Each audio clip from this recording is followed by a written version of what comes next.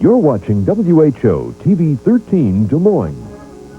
And now, a special late edition of Newscenter 13.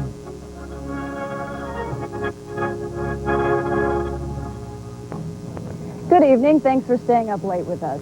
After a week-long rampage, Hurricane Gilbert is no more. The storm has been downgraded to a tropical depression, but the death and destruction left behind is extensive. Gilbert came ashore near Monterrey, Mexico. Tonight, more than 200 people there are feared dead after 4 crowded buses overturned in a flood-swollen river. Only 13 passengers on the bus were able to escape. In addition to that, 6 police officers were swept away as they tried to rescue the passengers. The bodies of several victims have now been recovered, many of them pulled from the river more than 14 miles downstream. Up the coast of Brownsville, Texas, 150,000 people evacuated from their homes are going home tonight. Damage there was extensive in some areas, due mainly to several tornadoes that hopscotched around the area today. Power lines and trees were knocked down, several roads were closed because of flooding, and a dozen small boats sunk because of high water. The Salvation Army is providing food for families who didn't stock up before the hurricane hit. Most grocery and retail stores are still closed. While Gilbert did not hit the Texas coast full strength, as you just saw, it did cause destruction.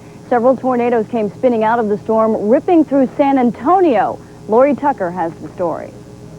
San Antonio residents were shaken from their Saturday morning sleep as the twister roared through the city, picking apart mobile home parks. 1 woman was killed.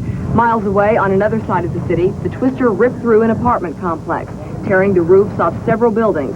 Residents carried clothing and other small possessions on their way out.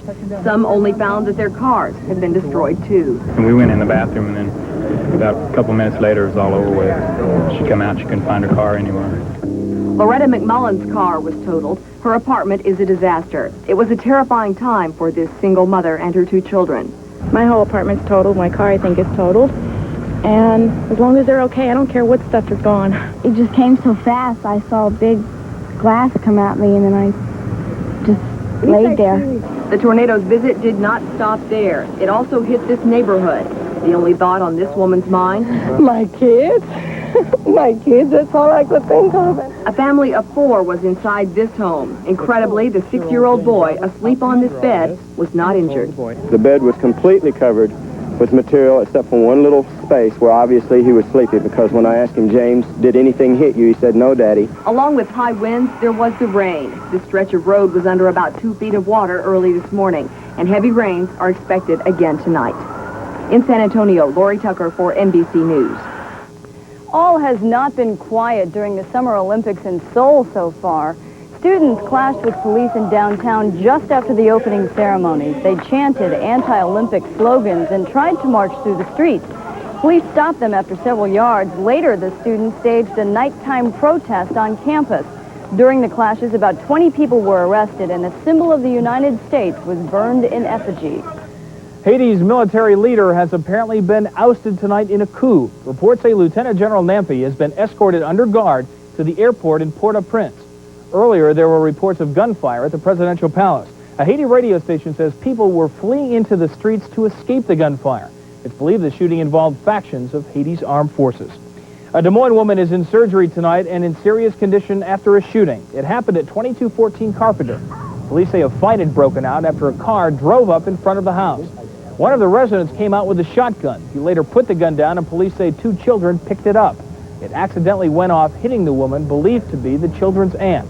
Her name has not yet been released, pending notification of the rest of her family. The strike is over, and Des Moines Armstrong workers are getting ready to head back to work. The workers voted overwhelmingly today to approve a new contract, ending their 6-week-long walkout. Well, the mood going in was general consensus. Most of the people thought that we hadn't retrieved all that we wanted, but we had showed the company that we were united as a union, and we had also retrieved more than what the company had originally told us that we would get. But even though many Armstrong workers say the contract isn't all they wanted, it's better than anything offered before, and they're glad the strike is finally over. I think the contract isn't that bad. You know, considering the point of what was taken and what we have now, it's not that bad. Well, it's not all that we wanted, but it'll do for now. We got more than I thought we would get. We didn't get everything back. The contract gives the workers a 60-cent an hour raise, canceling a 60-cent an hour cut scheduled for later this month. The contract restores cost of living salary adjustments and will provide an immediate 35-cent an hour advance in wages. The vote was 514 to 67 in favor of the new contract. Workers will begin reporting to work tomorrow night. POWs and MIAs were honored today in the city of Des Moines, and veterans took time out to remember those lost in war. This morning, a handful of veterans turned out at the Iowa-Vietnam Memorial Wall to pay tribute to those imprisoned or lost in battle. To date, more than 2,300 American soldiers are still unaccounted for. 39 of them are Iowans. And at Veterans Hospital, organizers honored those soldiers lost in World War II, the Korean War, and Vietnam. The remembrance was complete with flyovers, a 21-gun salute, and taps. Ex-prisoners of war say even though the years pass, it's still impossible to forget that freedom was once stripped from you. Moines, POWs. We have support groups around here that you'd be surprised how many people need help, you know. They've kept it in their mind, you might say, all these years, and now it's got to come out somewhere or another. Officials say even though ceremonies like this often bring back bad memories, it's important so families of those lost to war never give up hope. Coming up next, the presidential candidates go after each other's voters. And we'll tell you about drought relief on the way from an Iowa sister city. We'll be right back.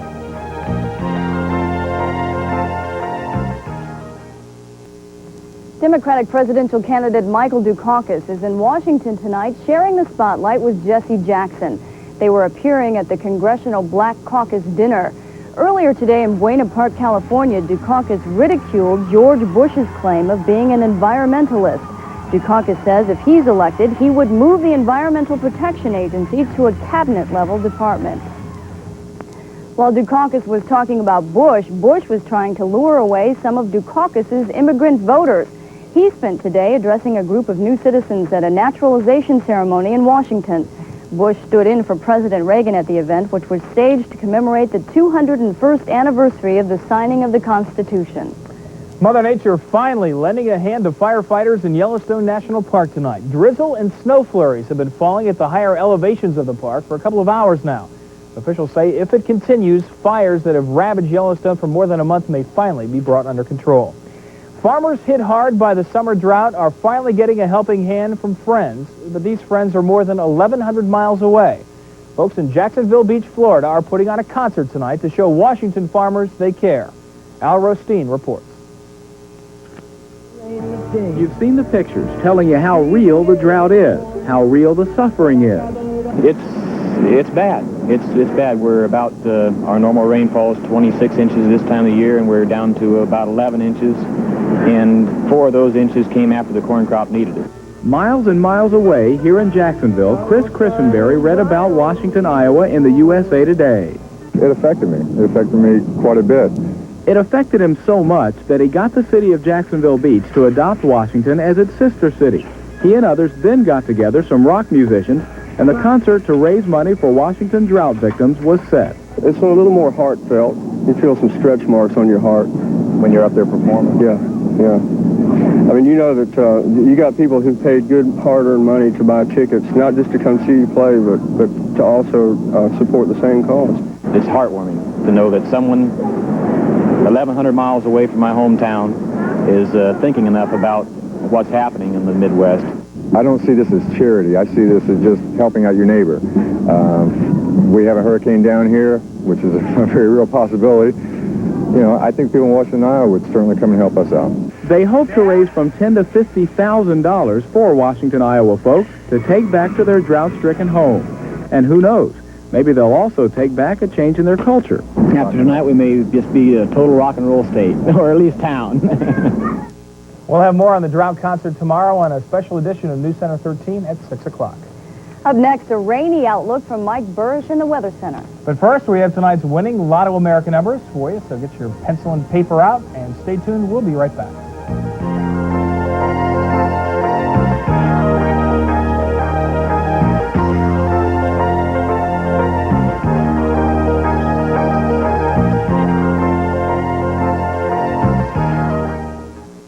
Already Already in this newscast, we've seen the destruction caused by Hurricane Gilbert down in Texas and Mexico. We're finally going to get a taste of the hurricane, too, but not quite what they had down south. That's right. It's going to aid in bringing in some rainfall over the next 24 to 48 hours, but certainly not the widespread destruction, you're right, that Texas had. Actually, it's exactly what we need and exactly what they didn't need down there. Yeah, that's right. Okay. Let's take a look at a weather flashback this evening. It comes to us from Toledo, Iowa, a fine community in about 70 miles northeast of Des Moines with a lot of fine people. You can see it's a developing thunderstorm here, complex here, real nice white picture of cumulonimbus cloud. Let's take that away, and currently here in Des Moines, the temperature is 81 degrees. Feels like summertime out there. Lots of humidity in the air. We had a high today of 91 and a morning low of 68. Very summer-like temperatures all the way around. Partly cloudy skies. The south winds about 20 miles per hour, gusting to 25. The dew point way up there at 70 degrees, which will help us with our rainfall the next couple of days. And the barometric pressure, 29.90 inches, and it's holding steady. Well, let's look at the wrath of Gilbert this evening. The red area here from north-central Texas down into the southwestern part of Texas is where there's a flash flood watch through Sunday night. The white area, the box here, is a tornado watch that has been issued. The low pressure in the north-central part of Old Mexico, that's the remains of Gilbert. Now nothing more than really a fairly intense low-pressure system with a lot of rainfall. And since 7 o'clock this morning, some 30 tornadoes in Texas and anywhere from 2 to 3 inches of rain, with plenty more rainfall on the way. Well, how exactly will Gilbert affect Iowa? Well, here it is down to the south of Texas, and while the low pressure itself will probably stay in that general vicinity over the next day or two, we can expect a tongue of moisture already extending into Kansas and Missouri to continue a northeastward track with the jet stream right across Iowa, and this should really enhance our chances of precipitation through tomorrow night and on into the day on Monday. Well, let's take a look at the latest satellite picture from this evening. Shows low pressure up over the southern part of Canada with a cold front extending southward through North and South Dakota and on into Wyoming. A weak trough of low pressure across southern Minnesota has helped to spur a few thunderstorms here in northeastern Iowa down to south of Dubuque. In fact, earlier this evening, those were producing some hail, gusty winds, and frequent lightning, so some pretty heavy activity. You can just see a little speck there in western Iowa. That's a thunder shower that began to develop in the last hour or so. And to the south, all kinds of cloud cover. Yes, that's the moisture from what is now just the tropical depression Gilbert, but you can see it extends as far north as Kansas City and really almost to the southwestern corner of Iowa. Let's take a look at a couple of radars now. Then first, the National Weather Service radar from Des Moines shows the shower and thunderstorm activity. Several clusters now, one up here in southeastern Minnesota to the east of Rochester, another to the northwest of Rockford, Illinois. Some more thunderstorms between Mason City and Waterloo, northwest of Mason City, just to the north of Sioux City, and a few scattered showers in the vicinity of Omaha, Council Bluffs. All of the activity moving to the east at around 20 miles per hour. Doppler storm scan will give us a little better look at this activity. Here it is to the north of Waterloo, some shower and thunderstorm activity, and also just up at the edge of our screen here, just to the north of Algona. Again, all of the activity moving to the east. The showers in western Iowa a little bit too light to be detected by Doppler. The regional forecast by late tomorrow will show low pressure moving into central South Dakota and a widespread area of showers and thunderstorms moving northward into Iowa. Promises to bring us some very beneficial rains over the next 24 to 48 hours. Tonight's forecast, it'll be warm and muggy with partly cloudy skies, a few showers and thunderstorms. The low only dropping down to 72 degrees. And then for tomorrow, mostly cloudy, scattered showers and thunderstorms. South winds 15 to 25 miles per hour, and the high tomorrow will be a balmy 82 degrees. For tomorrow night, more showers and thunderstorms likely statewide. South winds 10 to 20 and the low dropping to 66 degrees. And taking a look ahead through the week, the 5-day outlook does call for the showers to continue into Monday, then partly cloudy skies for Wednesday before our next storm system, or rather for Tuesday, before our next storm system rolls in with more rain Wednesday and Thursday. Looks like we're starting to make up for everything we didn't get this summer. I guess so. I hope it doesn't all come too fast. I hope so too. Thanks, Mike. Day one of the Olympic Games, and U.S. athletes are already capturing the gold. Tony has an Olympic wrap-up coming up. Plus highlights from Black Saturday in Ames and Iowa City. Stay with us. Sports is up next.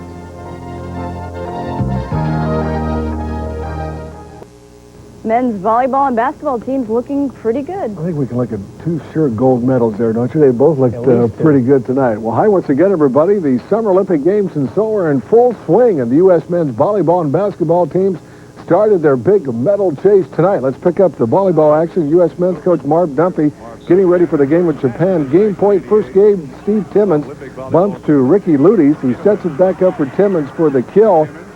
He gets the kill there as the U.S. wins 15-13, 15-2, 15-2. U.S. men won gold medals in 84, looking for another in 88. The U.S.'s Michelle Mitchell looking for the gold of the women's 10-meter platform diving. She gets a great dive, but had to settle for the silver medal. Wendy Williams of the U.S. got the bronze. In basketball, the U.S. men crushed Spain tonight, 97-53. John Thompson happy with the play of the U.S. team tonight. Jeff Greer got 4 points for the U.S. men's team tonight. And for your early birds, the Olympics on 13, starting at 7 a.m. tomorrow morning, the Olympic Games here on 13.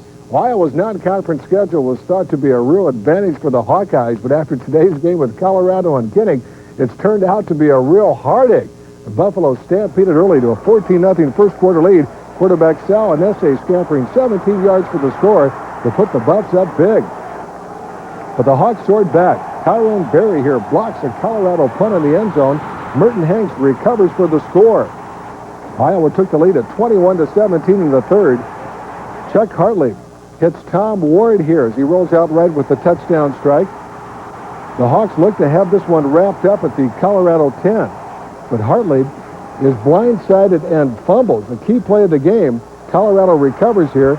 They went the length of the field to score the game winner. Colorado shocks the Hawkeyes 24-21. Well, at Cyclone Stadium, the Iowa State Cyclones ran into a group of very hungry Baylor Bears today. The Bears with a ferocious appetite clawed ISU early. Quarterback Brad Gable hits Charles Perry, rambles all the way to the Cyclone 28 to set up the Bears' first touchdown here. Perry then takes it in from the 1, and Baylor takes a 7-0 lead. Perry would score 2 more times as Baylor goes on to completely shut down the Cyclones today, 35-0. Well, the top-ranked Miami Hurricanes blew into Ann Arbor against the upset-minded 15th-rated Michigan Wolverines in this one. The Hurricanes jumped on Michigan early, taking a 14-6 lead when Cleveland Gary hurdles in for the score. But the Wolverines would rally, taking a 20-14 lead when Michael Taylor hits John Colazar with the touchdown strike here. Nice catch. Michigan would take a 30-14 advantage, but Miami, with seconds left, wins it. When Carlos Huerta drills the field goal, Miami holds off Michigan 31-30. Well, Florida State wins at Death Valley, and Notre Dame rips Michigan State in other college football today. Here's all the scores.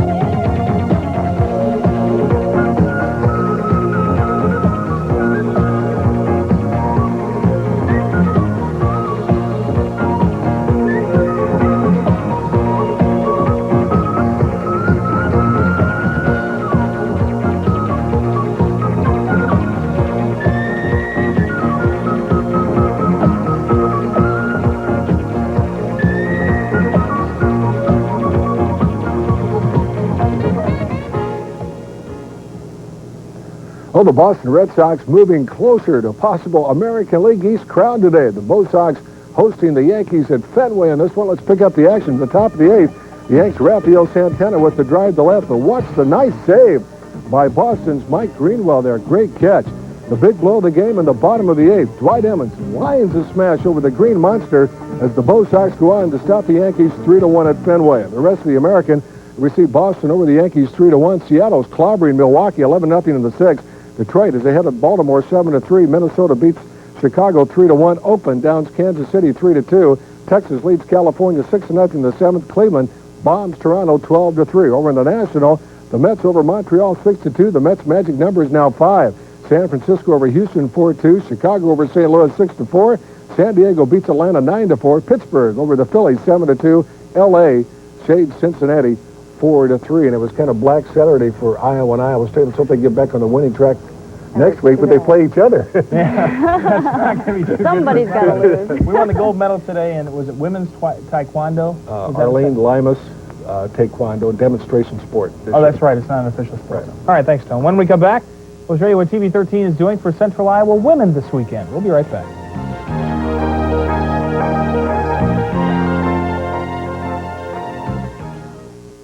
The TV 13 Des Moines Women's Show is in full swing this weekend, and you still have time to take it in. About 200 exhibitors are on hand in Veterans Auditorium to show off just about anything from fashion to finance. Even though the event is geared toward women, there are exhibits that would be interesting to the entire family, like toy demonstrations for the kids. The TV 13 Des Moines Women's Show continues tomorrow until 6 p.m. That'll be a good day to take that in tomorrow since we have rain in the forecast. That's right. You don't want to go to the women's show, plenty of Olympics, and NFL football tomorrow afternoon, don't we, Tone? My Denver Broncos against the Chiefs. Also a special edition of Newscenter 13 at 6. That's right. Tomorrow. So we'll see you tomorrow at 6. Have a good night. Good night.